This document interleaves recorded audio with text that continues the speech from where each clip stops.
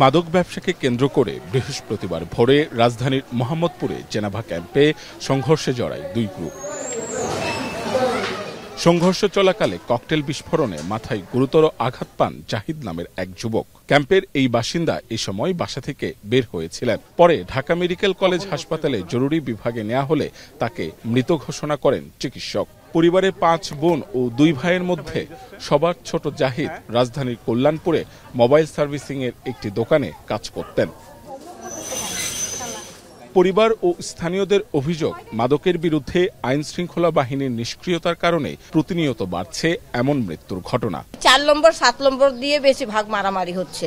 এই এলাকা আমাদের কিছু নাই। এরা হলো সোদপুরিয়া গ্রুপ, হেদেরি গ্রুপ, পারমনু, পিচ্চি রাজা, এরা গ্যাঞ্জাম করে। জি, এই সাইডে থাকে আপনার সোদপুরিয়া গ্রুপ, ওই সাইডে থাকে পারমনু, পিচ্চি রাজা, এরা সব মিলা এই এলাকা নিতে চায়। ওরা পুরো ক্যাম্পে নিয়ন্ত্রণ করতে চাইতেছে, আমরা নিয়ন্ত্রণ হবে না।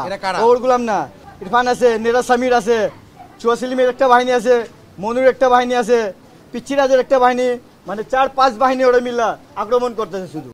সংঘর্ষের প্রায় 7 ঘন্টা পর ঘটনাস্থল পরিদর্শনে আসে পুলিশের একটি দল। এই সময় ডিএমপির অতিরিক্ত কমিশনার জানান, মাদকের সঙ্গে জড়িত মূল হোতাদের গ্রেপ্তারে তৎপরতা আরও জোরদার করা হবে।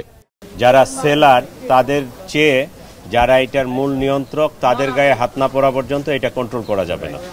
আমাদের মনে হয় আরও একটু কোয়ালিটেটিভ চিন্তা করতে হবে, আরও একটু ভালোভাবে চিন্তা করতে হবে। যারা গ্যাং লিডার, যারা এটার মানে নিয়ন্ত্রণ করে, যারা এখানে আধিপত্য বিস্তার করার চেষ্টা করতেছে, তাদের গায়ে হাত পড়তে হবে। তবে ক্যাম্পে মাদকের দৌরাত্ম্য নিয়ন্ত্রণে পুলিশের দৃশ্যমান উদ্যোগ দেখতে চান বাসিন্দারা। মাহবুব হাসান রিপন, এখন, ঢাকা।